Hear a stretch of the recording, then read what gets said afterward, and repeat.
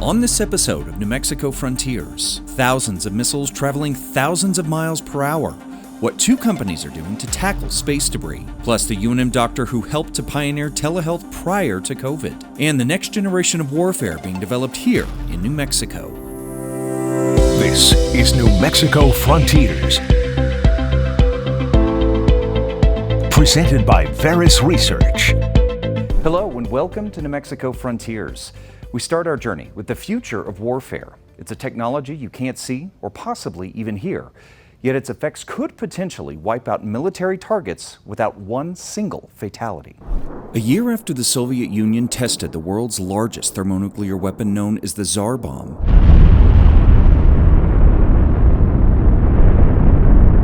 the United States conducted their own thermonuclear test in the South Pacific, codenamed Starfish Prime.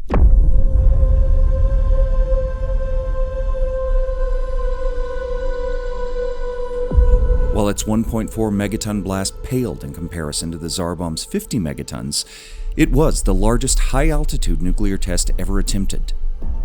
The blast generated waves of charged particles traveling across Earth's magnetic field.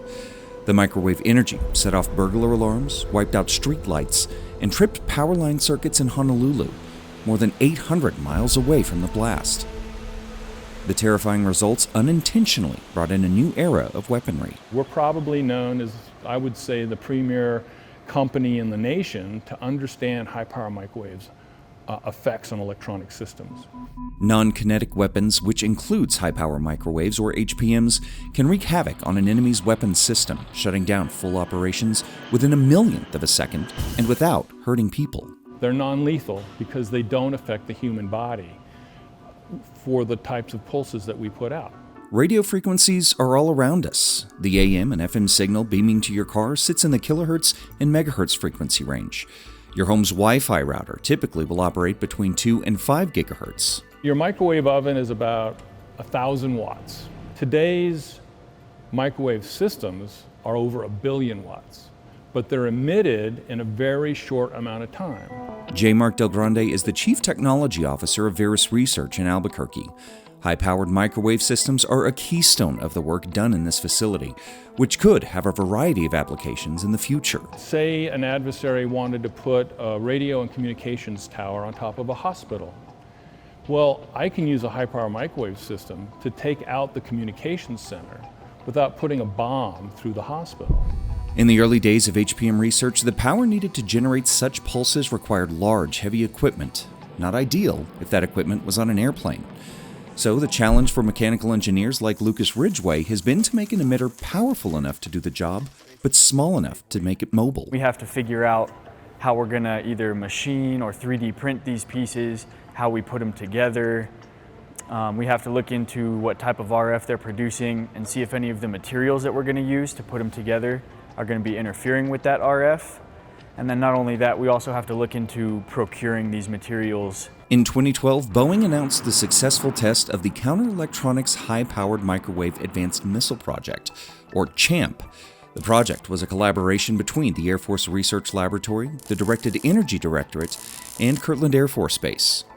CHAMP was able to shut down 7 different targets before self-destructing, ensuring the technology wouldn't fall into enemy hands in a theater of combat. And as with the development of nuclear weapons, if the US has the technology, it's only a matter of time before other nations have an HPM program as well. China is their investment in high-power microwave research, specifically on source system and technologies to make those things smaller, dwarf both the United States and Russia for that matter. While much of the current research is still under wraps, Del Grande says that the real-world applications of HPMs aren't limited to the military. Non-lethal deterrence could be used by law enforcement for crowd control and SWAT situations, enforcing the technology's ultimate goal, de-escalating dangerous scenarios while saving lives. Now, HPMs are just part of the projects taking place at Veris. They are also working on applied nuclear research, system engineering, and software development for clients across the country. Coming up, from maps to mapping out complex IT solutions, Holmans USA has had quite the journey in its near 70 years of business. What keeps them on the cutting edge of technology here in the state? New Mexico Frontiers will be right back. Veris Research is the title sponsor of New Mexico Frontiers.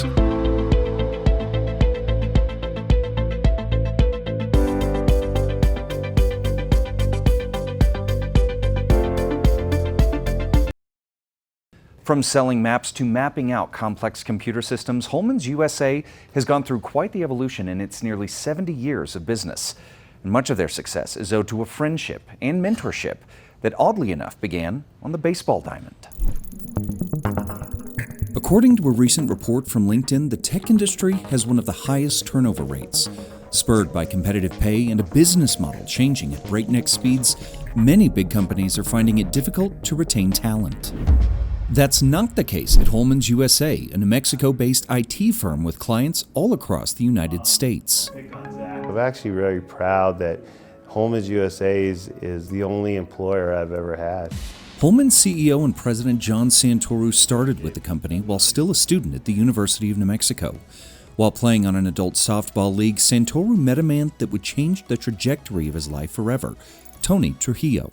He just told me one day, he goes, "You have anything lined up after school?" And I go, "No, I don't." And I'd been doing the career fairs and all those things. He goes, "You want to come work for me?" And I go, "Sure." Trujillo was then CEO of Holmans, which itself has had quite the evolution throughout the years.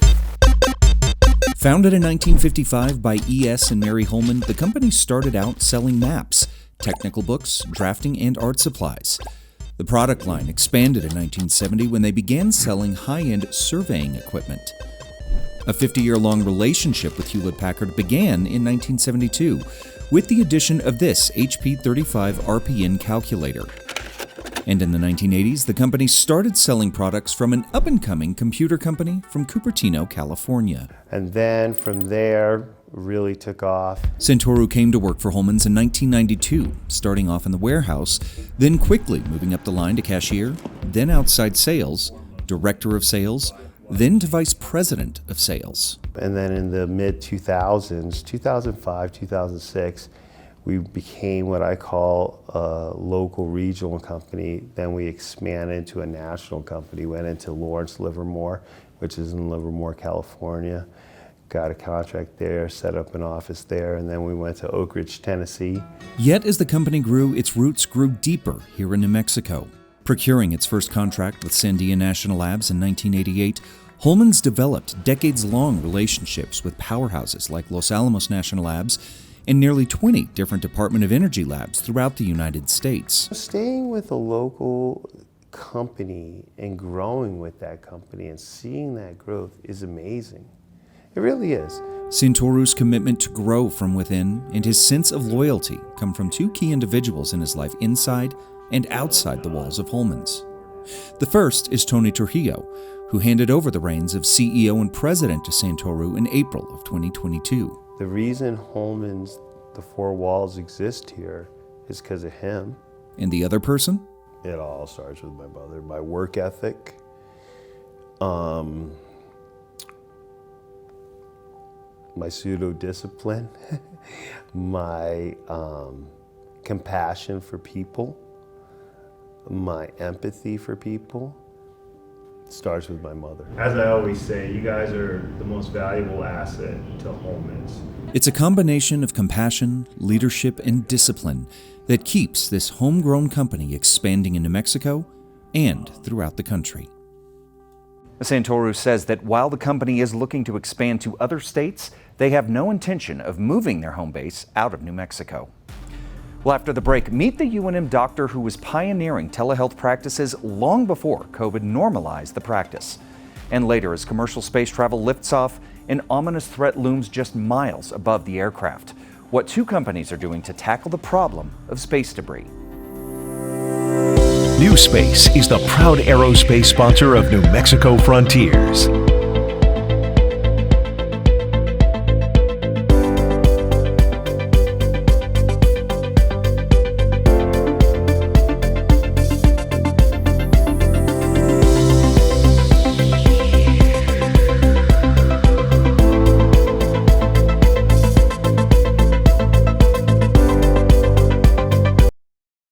Connecting with your doctor over Zoom isn't all that uncommon in a post-COVID world.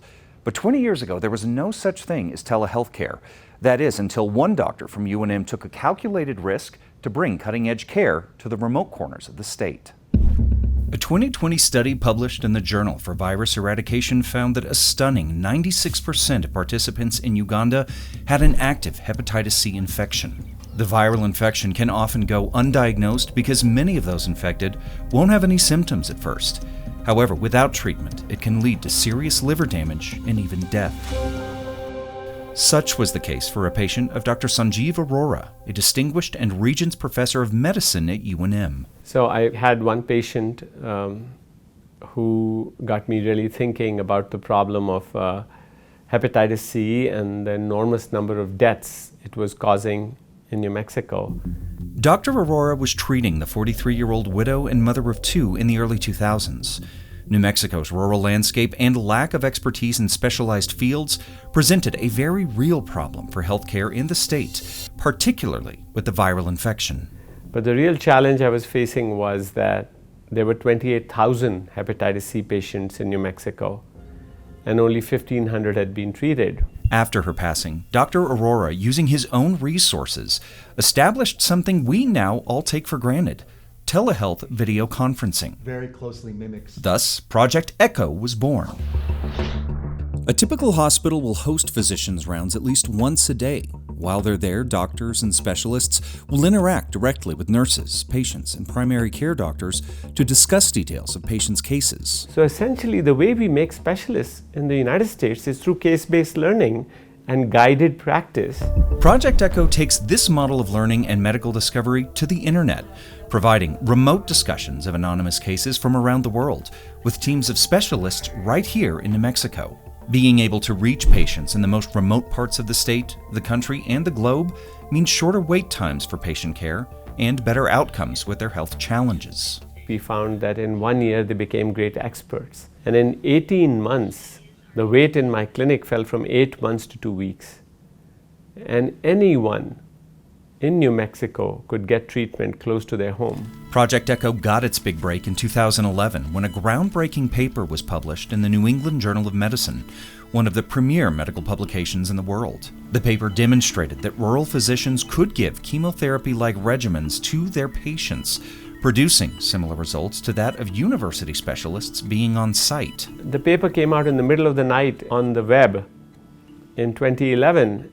And when I got up in the morning, I had emails from all over the world telling me, we also want to replicate this model in our country. Over the years, tens of thousands of doctors from around the globe have been able to bring specialized treatment to their patients. With nearly 200 countries now participating in Project ECHO, places like Uganda now have better tools to fight infections and disease like Hep C. And while Project ECHO's current outreach is impressive, according to Dr. Arora, it's only the beginning. We want to change the world, and we want to improve the lives of 1 billion people by 2025, and we are well on our way. Project ECHO will be celebrating its 20th anniversary at the Meta ECHO 2023 Global Conference in September of 2023. Now, the events feature keynote speakers, discussion of sustainable progress in their model, and the first ever ECHO Excellence Awards. Well, after the break, we travel hundreds of miles into lower Earth orbit to get a closer look at an ominous threat that has grown exponentially thanks to man's exploration of the final frontier. What two companies are doing to combat space debris.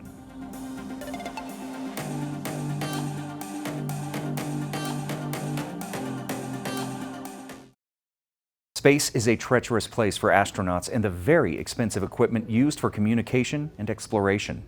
And as commercial space travel puts more people into orbit, a threat that has been growing since the 1950s needs very real solutions to keep the new generation of explorers safe. In August of 2023, Virgin Galactic will blast the first crew of tourists into lower Earth orbit, christening in a new dawn for how humans interact with the final frontier.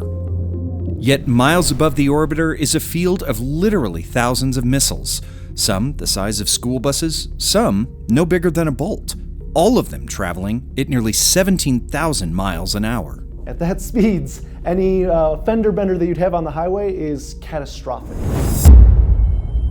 Since Sputnik was launched into orbit around Earth in 1957, mankind has been steadily creating a cloud of debris with every mission to space. Debris is anything that's in orbit from old rocket launches, dead missions, accidents, or attacks that happen in space. According to NASA, more than 27,000 pieces of debris are tracked by the Department of Defense.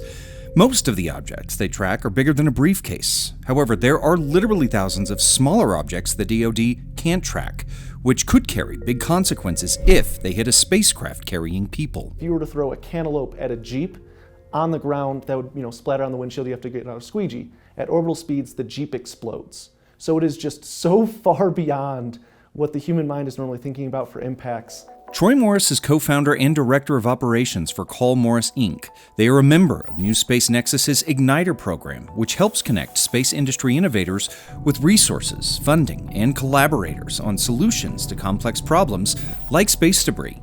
They are developing hardware and software that can guide potentially hazardous objects to a safer orbit, or bring the hazard out of orbit altogether. The software kind of lines you up like a wide receiver, watching the pass come downfield, and then the hardware end effectors very gently grab the object like a wide receiver's glove. In 2009, a deactivated Russian satellite slammed into an active satellite at 26,000 miles an hour. The collision produced more than 2,000 new pieces of debris, which caused the International Space Station to perform evasive maneuvers, avoiding their own impact in 2011. Humanity has done a great job of launching enough things into orbit that if there was no more launches, private, public, government, or otherwise, the amount of debris objects that are colliding right now overhead are going to increase in quantity, and it becomes harder and harder to clean up. The problem with space debris isn't just the junk in orbit around our planet. Within the field could be objects with a hidden agenda, objects that could be spying on us as we speak. And we focus primarily on what's called anthropogenic objects, which are man-made or satellites. Stacy Jones is the founder of O Analytics. They're taking the problem of space debris one step further, using algorithms to determine if any of that junk in orbit is actually on a mission. It doesn't necessarily have to be a threat. It could be something that you perceive to be friendly, but we need to keep an eye on it. So when we look at the pattern of behavior, look at anomalies, observing whether a particular object is, let's say, hovering. If it hovers for a while, that could be a concern from an intelligence perspective. As a New Space Nexus Igniter elite group, O Analytics is working on potential contracts with the Department of Defense, as well as developing relationships with potential investors and companies that might not have been available without the New Mexico nonprofit's help. I think most people would agree no two are the same. No two got into this big, wonderful, beautiful space business for the same reason. And as we stand at the dawn of commercial space exploration, that collaboration of different minds will be critical in achieving safety and success for humanity's next chapter in space. KMI and O Analytics are just two of the elite Igniter companies with New Space Nexus. There are currently 24 companies at different levels of engagement with the New Mexico nonprofit. Well, that's going to do it for this episode of New Mexico Frontiers. You can find more information and other episodes online at krqe.com. Thanks for joining us.